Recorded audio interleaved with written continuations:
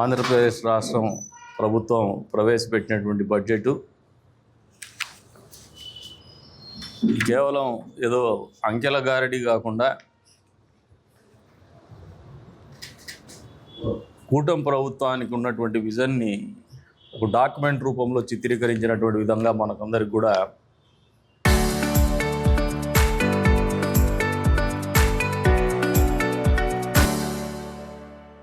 కనపడేటువంటి పరిస్థితులు అర్థం చేసుకుంటే మాత్రం అర్థమయ్యే విధంగానే ఉంది ఈ డాక్యుమెంట్, విజన్ డాక్యుమెంట్స్ కూడా. ఈ విజన్ డాక్యుమెంట్ చూస్తే ఏదైతే ప్రధానమంత్రి నరేంద్ర మోడీ గారి ఆలోచన 2047 వికసిత్ భారత్ దిశగా అడుగులేయాలనే ఆలోచనతో కేంద్ర బడ్జెట్ రూపొందిస్తూ ఉంటే రాష్ట్ర ప్రభుత్వం ప్రవేశపెట్టినటువంటి బడ్జెట్ కూడా అందుకు అనుగుణంగానే వికసిత్ ఆంధ్రప్రదేశ్ 2047 విజన్ డాక్యుమెంట్ రూపకల్పన జరిగిన విధంగానే కనపడుతుంది. ఇది కేవలం ఒక బడ్జెట్ మాత్రమే కాదు, 5 కోట్ల ప్రజల అభిష్టం, వారి ఆలోచన, వాళ్ళ అవసరాలకు తగ్గట్టుగానే బడ్జెట్ రూపకల్పన జరిగిందని ప్రజలందరికీ కూడా సవినయంగా తెలియజేస్తాను. ఈ రోజున 3,32,205 కోట్ల రూపాయలతో ప్రవేశపెట్టినటువంటి బడ్జెటు ప్రైమరీ సెక్టర్ వ్యవసాయ రంగం అయితే కావచ్చు, అంతే స్థాయిలో సంక్షేమం అయితే కావచ్చు, బడుగు బలహీన వర్గాల వారి అభివృద్ధికి కానీ సంక్షేమానికి కావచ్చు, మైనారిటీల సంక్షేమానికి కావచ్చు, అభివృద్ధికి కావచ్చు, పెద్ద ఎత్తున రాష్ట్రంలో రోడ్ల రూపకల్పనకు కావచ్చు నిధులు కేటాయించినటువంటి పరిస్థితులు అన్ని రంగాల వారిని ఆలోచన చేసి అన్ని రంగాల్లో అభివృద్ధి సాధించడమే కాదు, సంక్షేమం కూడా అమలు చేయాలనే కూటమి ప్రభుత్వం ఆశలకు సూపర్ 6ని మరింత విజయవంతం చేయాలనే ఆలోచనతోనే బడ్జెట్ రూపకల్పన జరిగిందని చెప్పేసి కూడా ఈ సందర్భంగా ప్రజలందరికీ కూడా తెలియజెప్తాను. వరకు 20 లక్షల నుండి 45 లక్షల రూపాయల వరకు ఉచిత బీమా కవరేజు కల్పిస్తూ గ్రూప్ పర్సనల్ యాక్సిడెంట్ ఇన్సూరెన్స్ పథకాన్ని కూడా ప్రారంభించినటువంటి పరిస్థితులు పోలీస్ శాఖకు కూడా సవినయంగా తెలియజేస్తా ఉన్నాం. గతంలో ఎప్పుడు కూడా ఇంత పెద్ద ఎత్తున ఈ కవరేజ్ లేనటువంటి పరిస్థితి. కోర్టు భవనాలు, నివాస గృహాల నిర్మాణానికి న్యాయ వ్యవస్థకు 349 కోట్లు కేటాయించడం జరిగింది. 100 కోట్లు కొత్త కోర్టు భవనాలు నిర్మించేటువంటి కార్యక్రమానికి కూడా ఆమోదించడం జరిగింది. మున్సిపల్ పట్టణాభివృద్ధికి 14,539 కోట్లు కేటాయించడం జరిగింది. కూటమి ప్రభుత్వం వివిధ కేటగిరీల్లో 30,607 ప్రభుత్వ ఉద్యోగాల్ని గతంలో భర్తీ చేసినాం. కార్మిక శాఖకు 735 కోట్ల రూపాయలు కేటాయించడం జరిగింది. విద్యుత్ రంగానికి 13,934 కోట్లు కేటాయించినటువంటి పరిస్థితి. అప్పులు తెచ్చుకోవడం అనివార్యమైనటువంటి పరిస్థితి నవ్యాంధ్రప్రదేశ్ రాష్ట్రంలో నిరంతరం ఉండేటువంటి పరిస్థితులు చూస్తున్నాం.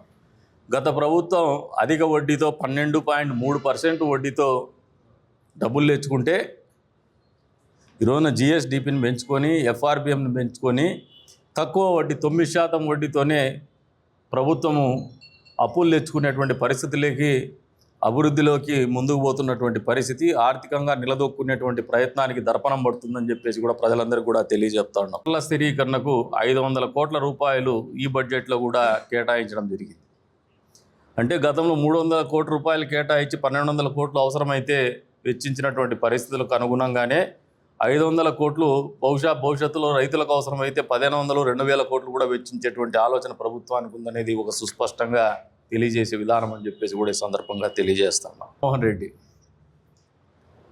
గత 5 ఏళ్ళు అంతా కలిసి కూడా ధరల స్థిరీకరణకు కేవలము 880 కోట్లు మాత్రమే ఖర్చు చేసినటువంటి పరిస్థితులు.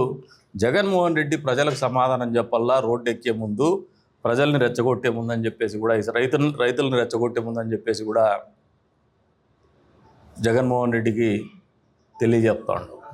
మొత్తం సంక్షేమాన్ని కలిపితే 91,527 కోట్ల రూపాయలు సంక్షేమం కోసమే కేటాయించినాం.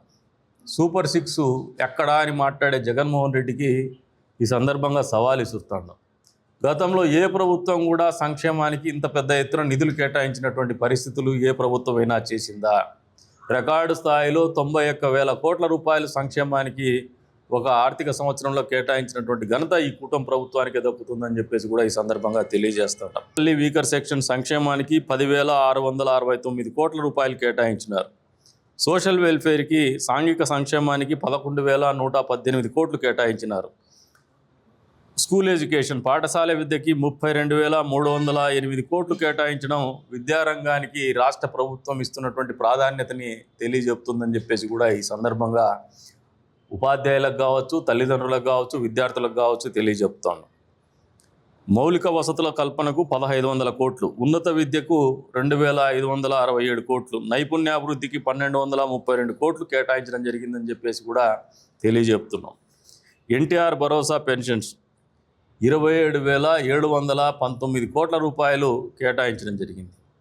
ఇదొక రికార్డ్, ఇదొక చరిత్ర. భారతదేశంలో ఏ రాష్ట్రంలో కూడా ఇంత పెద్ద ఎత్తున పెన్షన్స్ కోసం నిధులు కేటాయించలేదు, ఇంత పెద్ద ఎత్తున పెన్షన్లు ఇచ్చేటువంటి కార్యక్రమం కూడా లేదు. పంచాయతీరాజ్ శాఖకు 22,942 కోట్లు కేటాయించడం జరిగింది. వ్యవసాయ విద్యుత్ సబ్సిడీకి 11,000 కోట్ల ప్రభుత్వమే ఇస్తూ ఉంది. ఆక్వా సబ్సిడీగా 890 కోట్లు ఖర్చు చేసినాం. గృహ నిర్మాణ శాఖకు 6,357 కోట్లు కేటాయించడం జరిగింది. వైద్య శాఖకు 19,306 కోట్ల రూపాయలు కేటాయించడం జరిగింది. పౌర సరఫరాలకు 3,821 కోట్ల రూపాయలు కేటాయించడం జరిగింది. ఆరోగ్య రంగానికి 19,306 ఇందాకే చెప్పినానది. పురపాలక శాఖకు 14,538 కోట్లు కేటాయించినారు. అన్నదాత సుఖీభవ పథకానికి 6,600 కోట్ల రూపాయలు కేటాయించడం జరిగింది. కండ్లార్పకుండా అబద్ధాలు చెప్పడంలో అందవేసిన చెయ్యి అయిపోయింది జగన్మోహన్ రెడ్డి గారిది.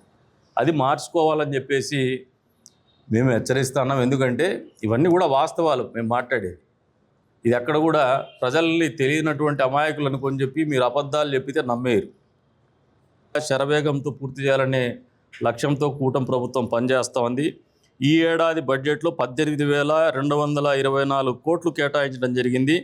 గత ఏడాదితో పోల్చుకుంటే 4,000 కోట్ల రూపాయలు ఎక్కువగా నిధులు కేటాయించడం జరుగుతున్నటువంటి పరిస్థితిని ప్రజలకు తెలియజెప్తున్నాం. సొంత ఇంటి కల నెరవేర్చాలనే లక్ష్యంతో కూడా ప్రభుత్వం పనిచేస్తోంది.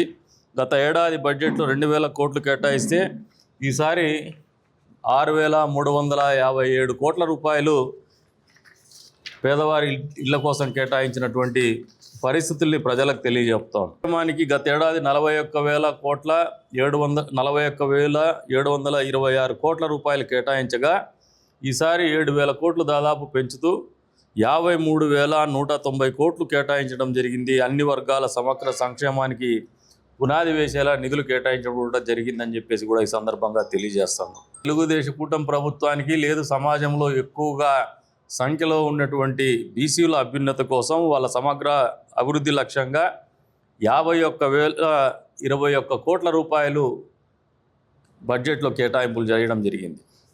ఎస్సీల కోసం అయితే 20,644 కోట్ల రూపాయలు కేటాయించినటువంటి పరిస్థితుల్ని ఎస్సీ వర్గాల వారికి కూడా తెలియజెప్తా ఉన్నాం.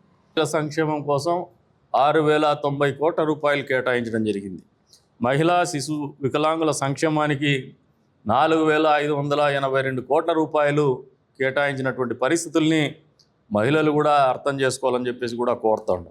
298 కోట్ల రూపాయలు కేటాయించడము రైతుల పట్ల ప్రభుత్వానికి ఉన్నటువంటి చిత్తశుద్ధిని తెలియజేస్తుంది. గత ఏడాది బడ్జెట్లో 300 కోట్లు కేటాయించి మామిడి, ఉల్లి, కోకో, పొగాకు రైతుల కేటాయింపులకు మించి 1,200 కోట్ల రూపాయలు ధరల స్థిరీకరణకు మళ్ళీ వెచ్చించినటువంటి ప్రభుత్వం ఈ కూటమి ప్రభుత్వం. జగన్మోహన్ రెడ్డి ఆలోచన చేసుకోవాలా. ఎందుకంటే మాట్లాడే ముందు రైతులను అన్యాయం చేసినాడని మాట్లాడే జగన్మోహన్ రెడ్డి ఈ అంకెలనేది, ఈ సంఖ్యలనేది ఇవే మీకు సమాధానం చెప్తున్నాయి.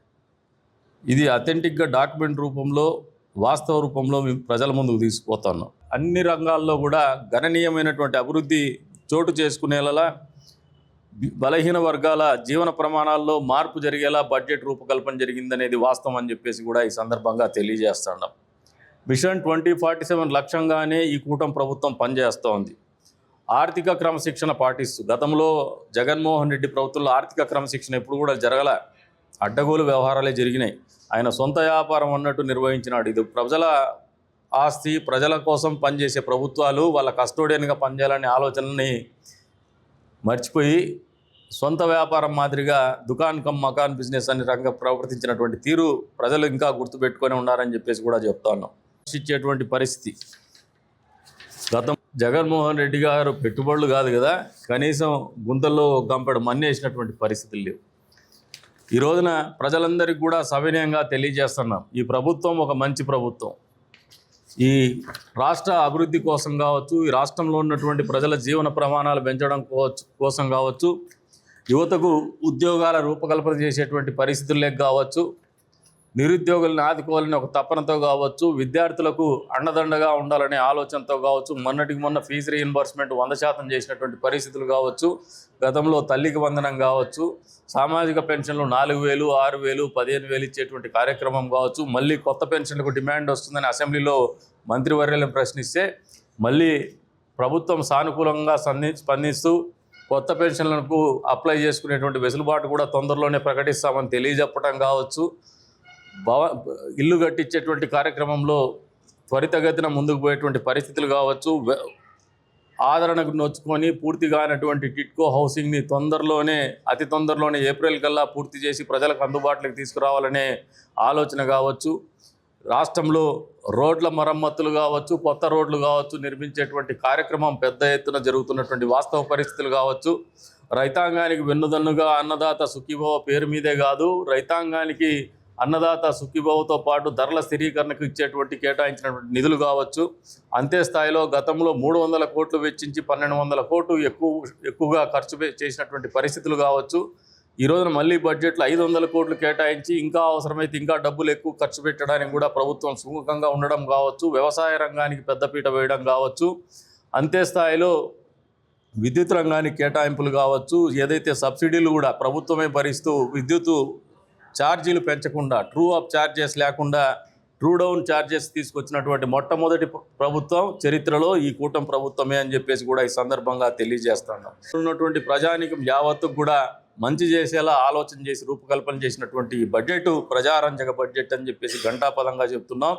జగన్మోహన్ రెడ్డి గారు ఇంకా ఏదైనా చర్చకు లేదంటే అబద్ధాలు చెప్పడానికి సిద్ధంగా తయారేసి మళ్ళీ కూడా ముందుకు వస్తే వాస్తవ పరిస్థితులు తెలిసే రకంగానే ఎక్కడైనా చర్చకు సిద్ధమని చెప్పేసి కూడా ఆయనకు సవాలు విసురుతూ ఈ రోజున ప్రజలందరూ కూడా ఈ కూటమి ప్రభుత్వం మనందరి కోసం చేస్తున్నటువంటి మంచిని మీరందరూ సహృదయంతో అర్థం చేసుకుంటారని చెప్పేసి, రాష్ట్ర ఆర్థిక పరిస్థితి ఇబ్బంది ఉన్నా కూడా, అప్పులు వెంటాడుతున్నా కూడా, ఒకవైపున తెచ్చినటువంటి అధిక వడ్డీతో గత ప్రభుత్వంలో జగన్మోహన్ రెడ్డి గారు వడ్డీలకు తెస్తే దాన్ని సవరిస్తూ 9% తగ్గించుకుంటూ వచ్చే రోజుల్లో అసలు అప్పులు లేని రాష్ట్రంగా తీసుకోవాలనే కృతనిశ్చయంతో 2047 లక్ష్యంగా పనిచేస్తున్నటువంటి ప్రభుత్వం యొక్క ఆలోచనని, ప్రభుత్వం యొక్క పనితీరును మీరందరూ అర్థం చేసుకుంటారని చెప్పేసి కూడా తెలియజేస్తాను. చరిత్ర సృష్టించినోడు